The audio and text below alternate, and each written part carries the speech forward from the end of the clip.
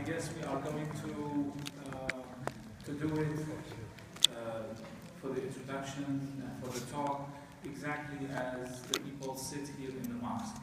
Okay, they sit on the floor, and as you see, they pray this way also, facing the Qibla, Makkah, and normally the place for the ladies and the place for the men. But I'm just going to introduce my brother, and then he's going to introduce himself more. But I just wanted to say that I don't see, except my brother here from the Imam Center. Imam Center stands for Indonesian Association in Africa. Indonesian Muslim Something like that. So Indonesian Muslim Association. The M's for Muslim. American something. Okay. So the brother is going to introduce himself, and the community here invited him especially to be the speaker for today. Thank you. Usually I say Assalamu alaikum. Waalaikumsalam warahmatullahi Peace be. So Assalamu alaikum and peace be upon you all and those who follow guidance.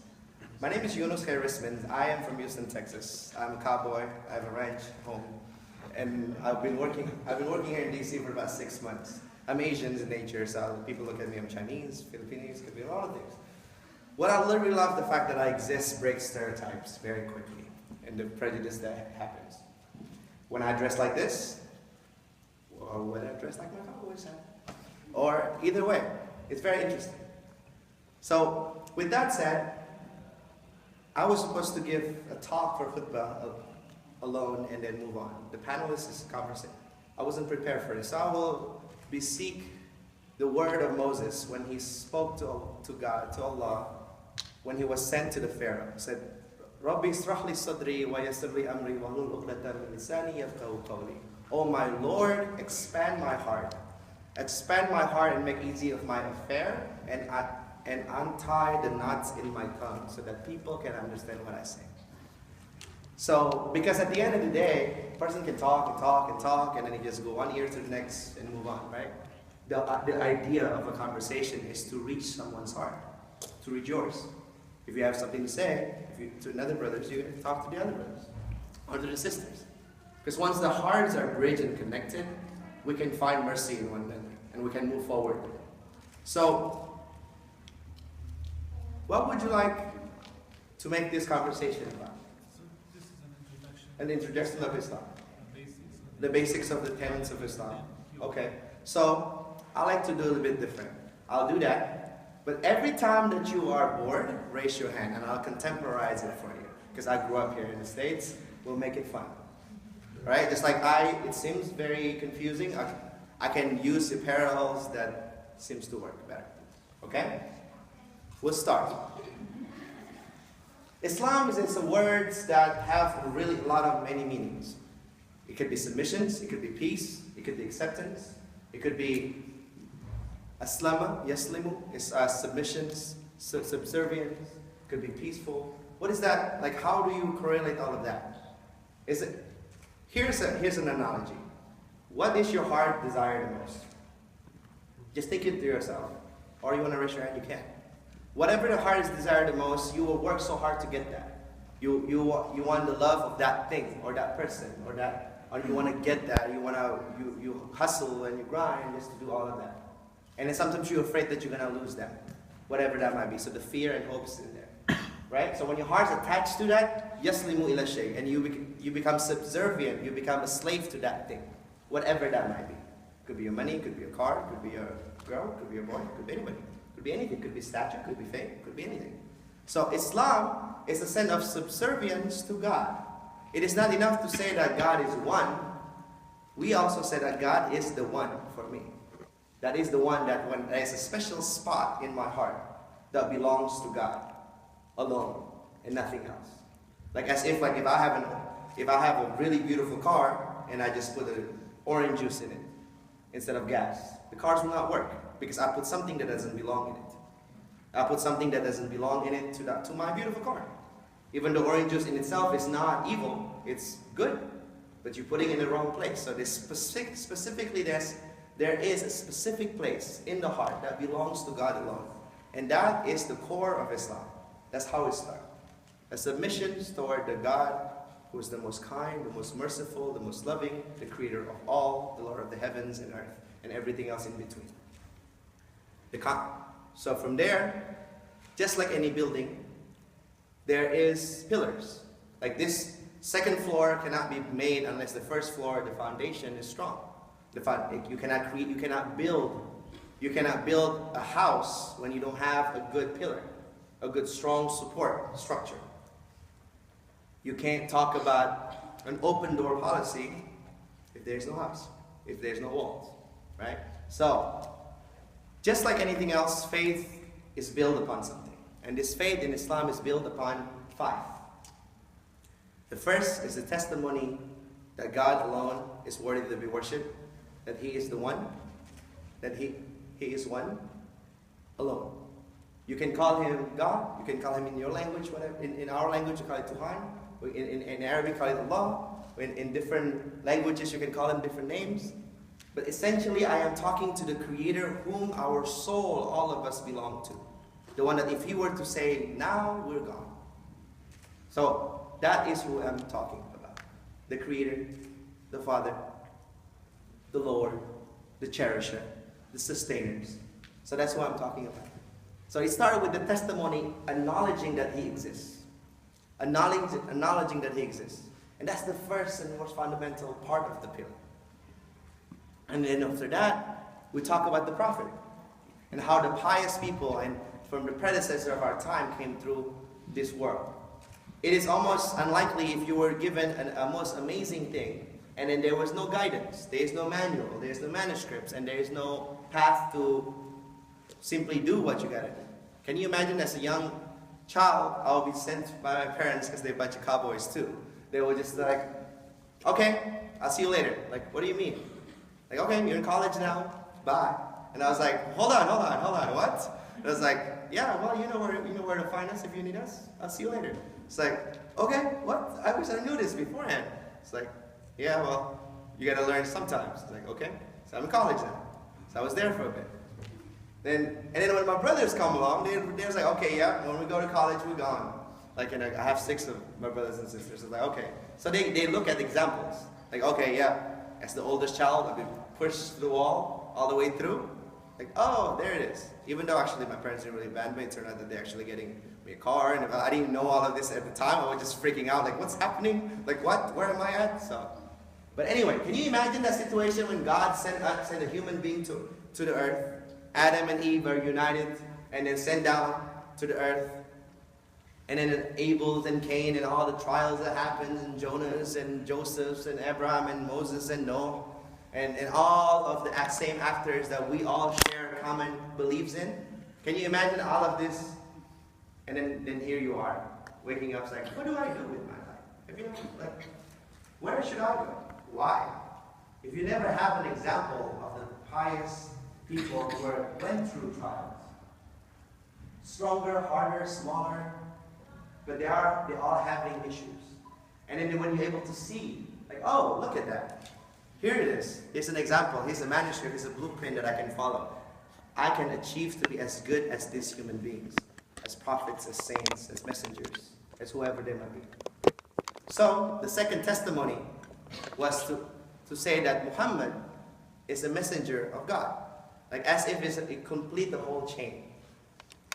As if to say that all the pious prophets and messengers in the past were all linked under righteousness. They were all linked under prophethood. They are linked by God to become an example to society, to continue forth. So with that is the base and the start of everything. Islam, if you think about faith as a tree, then what I just mentioned to you is a root that is strong and firm, that if you speak or know a Muslim personally, through all the noises in the media, through all the misconceptions that happen that exist, I am just only a person. I can only break stereotype one person or one group at a time. But I will come to a place where the noise is amplified into rudeness and sometimes to dangerous territory. But then if you speak with a sister with hijab, if you speak with an Arabic name, an Arab descends with a beard and everything else, and you ask them, have you ever thought about giving up and fail? Like, no. Because my root in my belief in Allah and that God is one is just too powerful to let go. It's just too powerful. Like, all of these things that happen, I know that it's not me. Of course not. And so, when the roots are strong, and this applies to everything that you have, every faith, when your roots are powerful, no matter how strong is the wind, the trees will always be there. When the leaves fell, and then the winter comes, the trees are like, okay, I don't want my branch to fall off and break, so like just take off all the leaves, take off all the unnecessary burden, all these beautiful fallen leaves. Why? Because so spring can come back. And I am still here. All this seasonal thing is new to me because I'm from Texas. I don't know winter. I haven't seen fall. And ever since I've been here, I was like, wow, this is amazing. And everybody's like, what's wrong with you? It's amazing. Look. It's like, what's wrong with you? Look amazing. And then nobody seems to get it. Okay. So that's why I'm making this statement. So when you go outside, it's like, isn't it amazing that God creates signs in the land just for people to believe in Him? Signs. Like, look at the renewals. Look at all the winter, fall, spring, and summer, and how things change. It's absolutely mind-boggling to me. It's amazing. That, of course, if your contemplation reach to that. Because sometimes roots need to be taken care of. If you plant a seed, if you imagine we're all farmers, plant a seed, just leave it there and move on. You can't really do it. You gotta take the water, you gotta make sure that you water it, you gotta protect it, you gotta make sure that nobody's actually step on it. You make sure, when it grows a little bit, you make sure that nobody's actually cut it. So you gotta treasure it. And that is what faith does. It's an effort. It's something that you work on steadily over time until it grows, until the branch reaches the sky. Until the branch reaches the sky and the fruits benefit people. Have you looked at a beautiful tree and with great fruits and you eat it? MashaAllah. It's amazing. So, again, we have 5 roots as our conversation, or pillars. The first, we have mentioned it, which is the testimony. That God is one, and that Muhammad is the messenger of God. Just like any messengers before him. Moses, Jesus, Adam, Noah, Joseph, Jonas, Job. All of the prophets and the messengers. They're all one upon truth. That's the first pillar. The second pillar is prayers. Prayers has been divided in Islam and linguistically with 2. The prayers that you are familiar with when you ask something, like, oh God, why me? Why me? Why me? Like, please help me. Or like when you ask them to submit. That prayer is called a different name than the prayers that you just witnessed today. The prayers of invocation is called dua. When you invoke God, like, God, I need your help. I need your help. I need you to save me. That's called dua. That's invocation. And that is throughout time. You can do it no limit. Anywhere, anytime, anyhow. Just like we all aware of. But usually when you speak with a Muslim and they talk about, I gotta go pray, I pray 5 times a day, it means salat. Salat's from asilah shay, so when you connect something. When you connect something and then to bring it to you. What am I trying to say? What am I trying to say? Your connection with you and your Lord. So there's a prescribed time, 5 times a day, that the time that the Muslims will pray, will drop everything, and you know what? This is my time with God right now, even for 5 minutes. Even for 5, 6 small minutes. This will be my time to pray. On Friday, there's an occasion like Mass, like how you will have on Sunday or Saturday, depending on what religions you. But the Fridays is our holidays, where we come to get together and realize that community is bigger than just us alone. So the second part is prayers. The second part is praying a connection to find a vertical HOV lane between your heart to God, between your problems back to God, between your issues and realizing that Allah got me. Allah is the one that can help me. So the 5 prayers become another pillars. The third pillars is charity. Specific words for charity are many. There's sadaqah, there's zakat. There's a lot of lingo here that sounds like a doctor stuff. It's like, what's going on? Like, what's happening? Because you are embracing a whole culture. When you try to learn a language, you have to learn the culture to understand what I'm trying to say. If I just switch to text and accents right now, all of y'all ain't gonna know what's gonna happen at all. I mean, right? Yeah. So. Like what? Like, exactly. I didn't say anything. I was just like putting words together. So essentially like, yeah, got you. Right? Culture. You guys understand it, but your parents might not. Your pastor might not. Your rabbi might not. Your imams might not. There's a whole different relevancy. So, similarly, in Islam there are a lot of linguistic terms that once you realize it, it's really beautiful. I have a coworker who is very confused because sometimes just say Alhamdulillah all the time. It's like, what is that? What are you saying? It's like, oh, we just say Alhamdulillah. It's like praise to God, praise to the Lord. It's like Hallelujah. Exactly like Hallelujah. Like, in fact, it's like, oh, okay, cool. And now she starts saying it all the time, and it's like, cool, there you go, Alhamdulillah. And then I was like, no. And it spread for a while, and somebody's like, Yunus, yes, can you please stop teaching Arabic to the people? Because I work, I'm an IT for 911 test calls. So sometimes like, yes, how may I help you? Oh, Alhamdulillah. It's like, people get scared, right? People get scared and very confused. Like, what? I'm calling in for an issue, and it looks like enter. Like getting, so yeah. So, anyhow. So that's the second pillars. Where was I? Do you guys remember? Charity, right. See, I was testing you. Great work.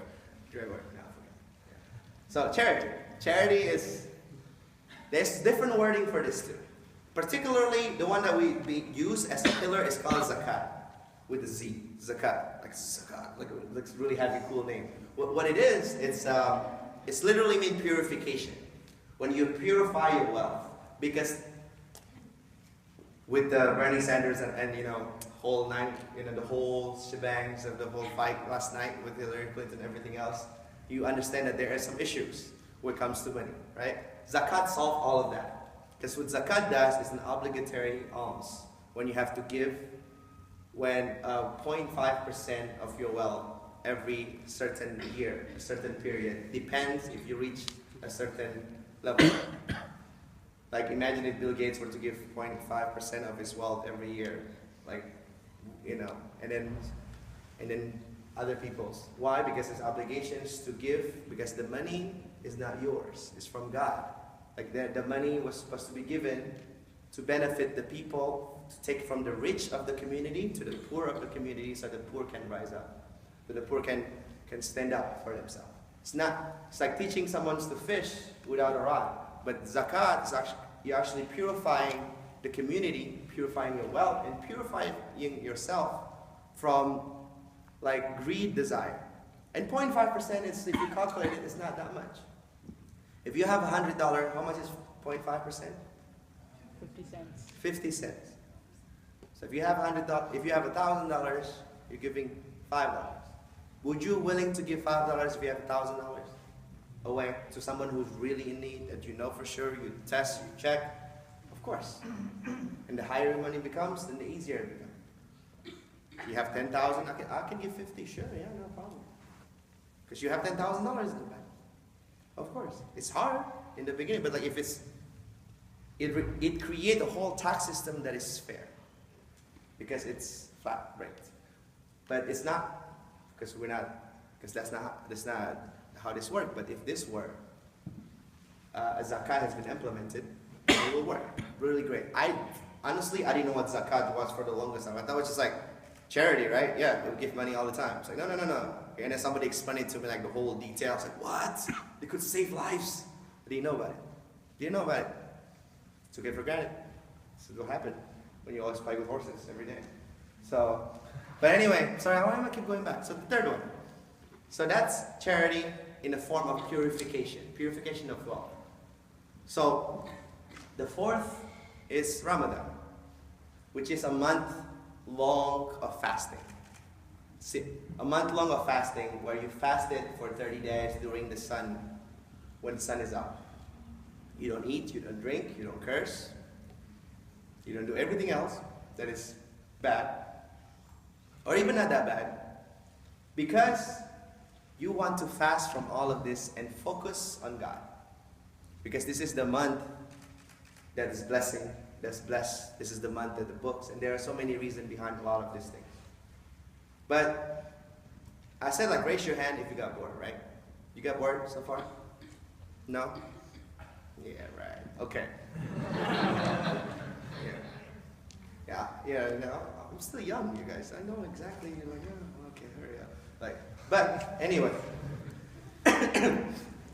imagine a review session. Imagine a review session where you're failing in class and then the review keep coming in and you fail again in the test, but then keep coming in. Usually, lives can be rough. Things can happen.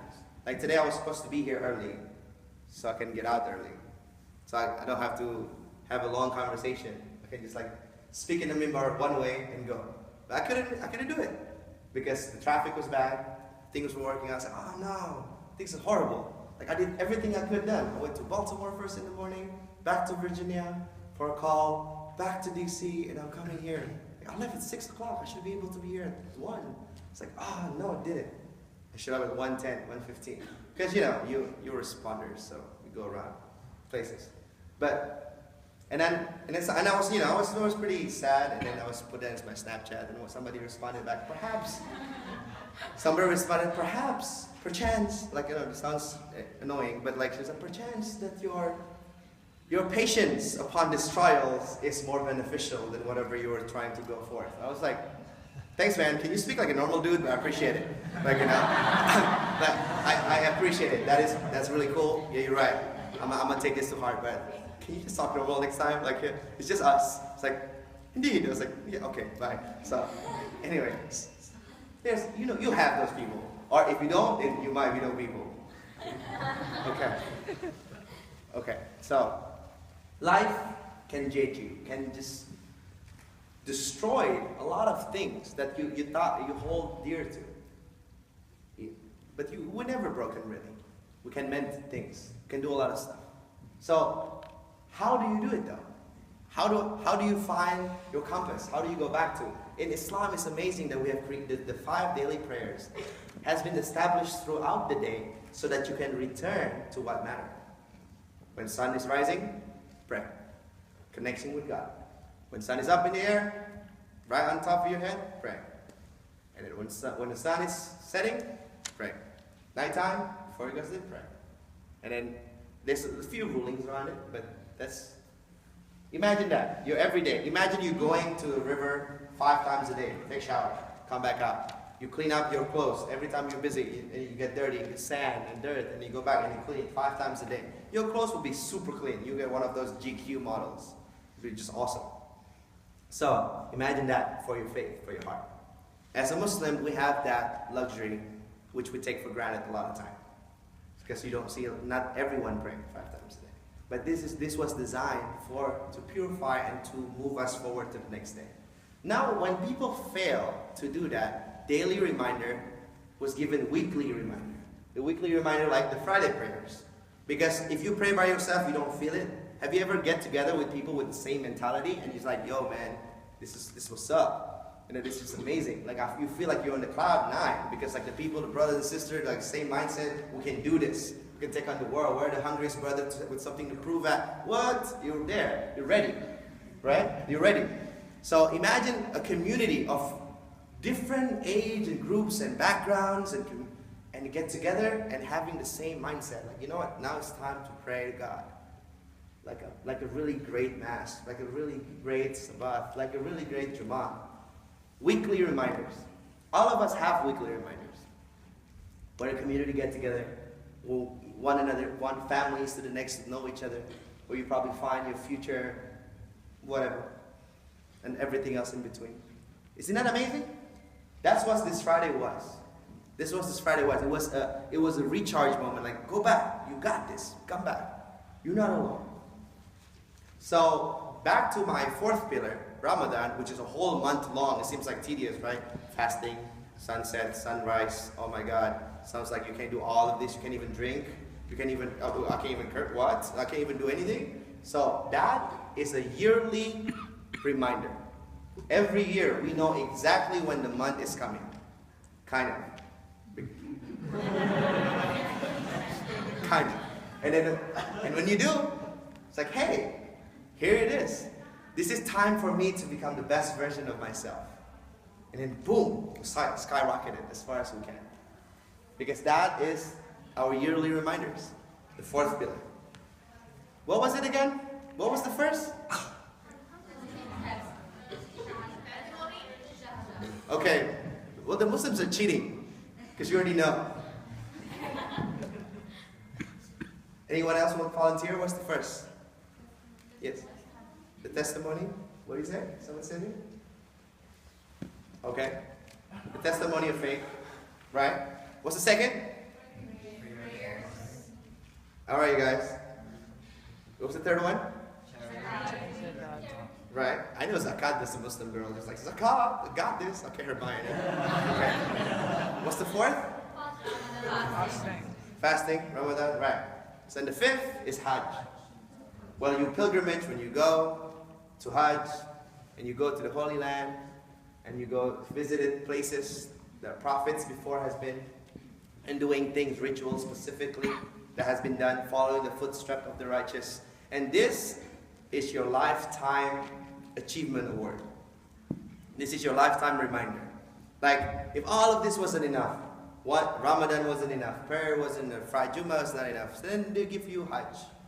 And Hajj is just one of these things that you just can't forget, and you have to experience it yourself to understand the difficulty, the trials, and the beauty within it. So, that is the 5 pillar of Islam and how it started. Can be very confusing because it's the 5 salat, it's the 5 prayers, what's up with the 5? Like, I don't know, that's just how this works. So, that's the basic talk about Islam. Somebody else will probably tell you a different way. They will tell you about the same thing. I just figure I don't want to go open my list and just like 1. Islam is 2, 3, and and I don't feel it because if it's not in my heart, it wouldn't reach yours. So I always believe in inspiring than informing. Because when you inspire, you can do great things. But if you just inform someone, it's like, okay, bye. It's just not, it's not there. So, any questions before I'm done? Any questions? Because I can talk all day long. We can just talk random stuff. Yes? What is the rule of women in Islam? Just like men's. We all servants of Allah. Allah has given us ways of life and what to follow, what to do, and that will be the start. In fact, but I know what you're trying to ask. So I will tell you a prophetic commentary, and see if this makes sense to you. The commentary is that in Arabic, al-halal bayinan wa haramu bayinan. Like, lawfulness is clear. Unlawfulness is clear. Right and wrong is clear. Anything in between, it's the gray area. It's something that's contested upon. Now, whoever see the gray area, stay away from it. Comma, just like a shepherd walking in their sheep to a pasture that belongs to a king. When they let it too close inside the pasture of the king will seize their sheep. Yes, yeah. My accent just came out. So and then take it away. So imagine, okay, it's an easier way. You go to an off-limit site, like black ops sites, and you just drove in. It's like trespassing. There you go. You stop. So the good is clear. The bad is clear, and in between, the things that you are still confused about, that area you should stay away because you might get caught one day. For example, comma, for verily in the heart there is a piece, for verily in the body there is a piece of flesh. If that flesh is good, then everything in it will be good. And if that thing is bad, then everything is bad. فَهِيَ الْقَلْبُ فَهِيَ الْقَلْبُ. And that is the heart, and that is the heart, and that is the heart. So, usually people teach this in separate. They create like good, bad, it's clear, anything in between, stay away. And then the other one's like, if you have a good heart, then you're good. But it's important that it's put together. Because what it's trying to tell us, and the Prophet Muhammad ﷺ will not waste his words. He was using this in the terms that when you talk about prohibitions, regulations, and something that's lawful, knows that the first of that is your heart. Your sincerity, your volunteering to actually, you know what, this is something for me. This is something that I would like to pursue. Something that I would like to better myself. This is what my heart needs to continue forth.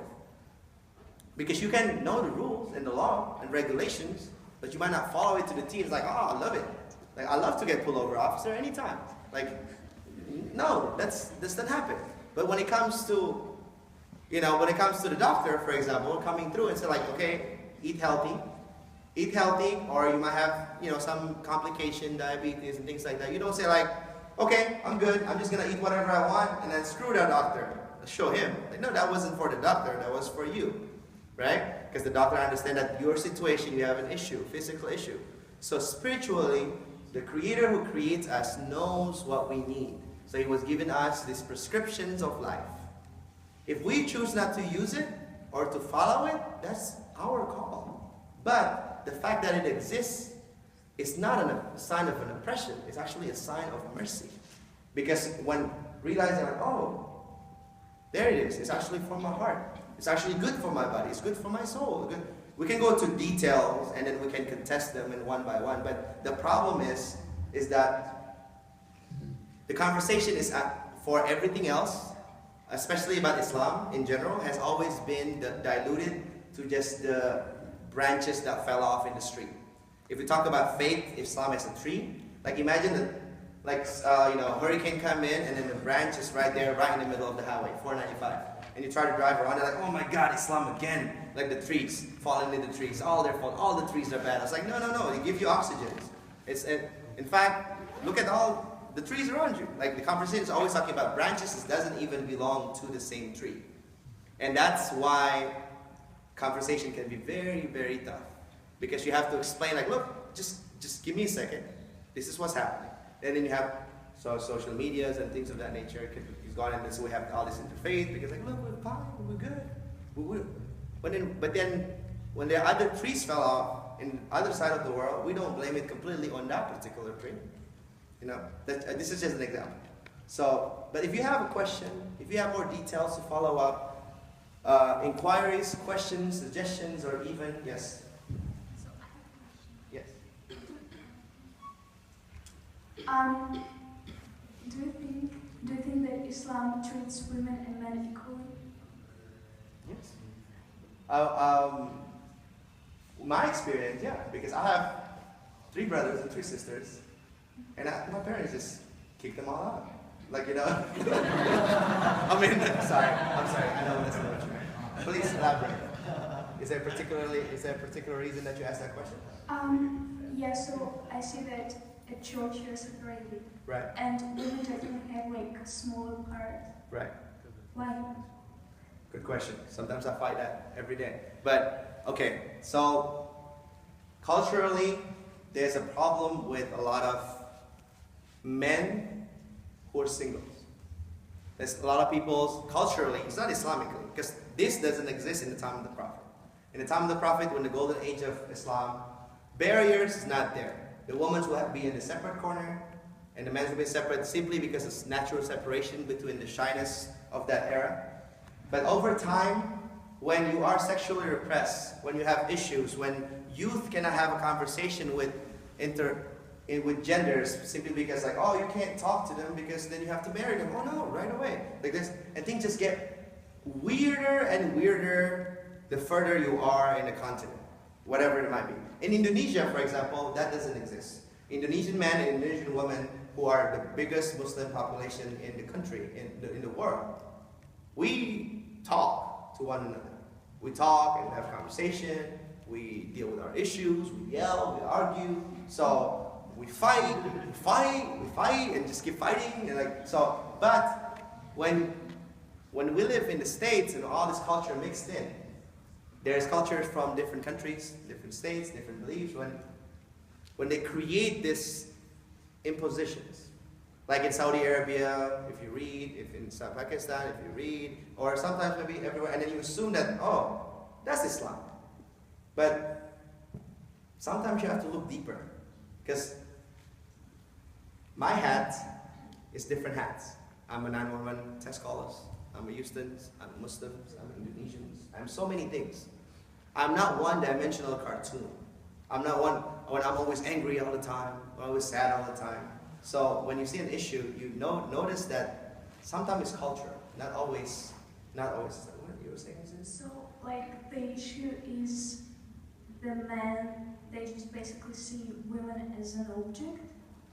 Or does it say in the Quran that you have to be separated? No, and the Quran says that men and women are close to one another. Allah has created Adam, Eve from Adam. In the Quran, it's nothing but fairness.